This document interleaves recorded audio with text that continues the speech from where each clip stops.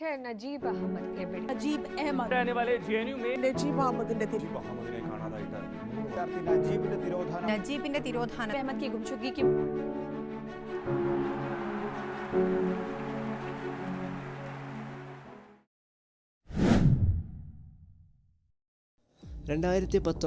August മാസം ഉത്തർപ്രദേശിൽ നിന്നാണ് നജീബ് എന്ന ചെറുപ്പക്കാരൻ MSc ബയോടെക്നോളജി കോഴ്സിന് അഡ്മിഷൻ ലഭിച്ച് ഡൽഹിയിലെ ജവഹർലാൽ നെഹ്റു യൂണിവേഴ്സിറ്റിയിലെത്തിയത്.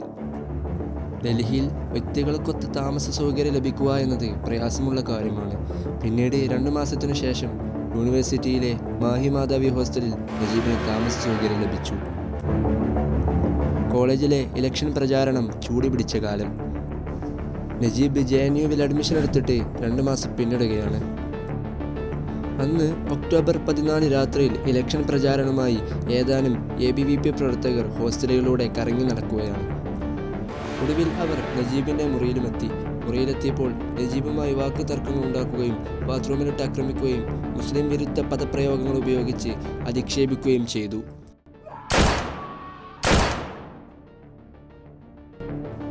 അക്രമം സഹിക്കവയ്യാതെ നജീബ് പുറത്തേക്ക് ഇറങ്ങി ഓടിയപ്പോൾ അക്രമകാരികൾ പിന്തുടർന്ന് നജീബിനെ വീണ്ടും ആക്രമിച്ചു.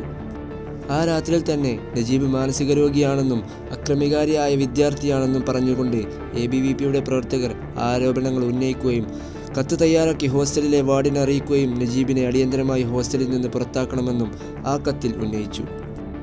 ഈ കത്തിൽ അന്നത്തെ വിദ്യാർത്ഥി യൂണിയന്റെ പ്രസിഡന്റ് മോഹിത് പാണ്ഡെ ഒപ്പുവെച്ചിരുന്നു. തുടർന്ന് നജീബിനെ 6 ദിവസത്തേക്ക് സസ്പെൻഡ് ചെയ്യുകയും ചെയ്തു.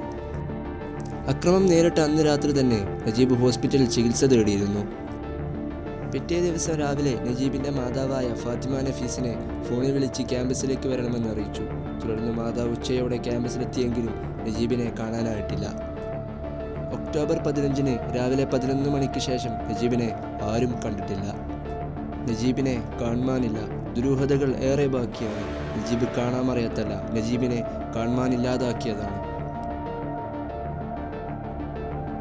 ഞങ്ങളുടെ ചോദ്യങ്ങൾക്ക് ഡൽഹി പോലീസും CBIയും മറുപടി തരണം.